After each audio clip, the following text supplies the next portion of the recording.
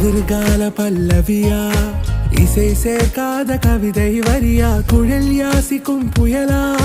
நிழல் நேசிக்கும் உயிரின் நிழலா, காஷ்மீரில் பொன் பனியா,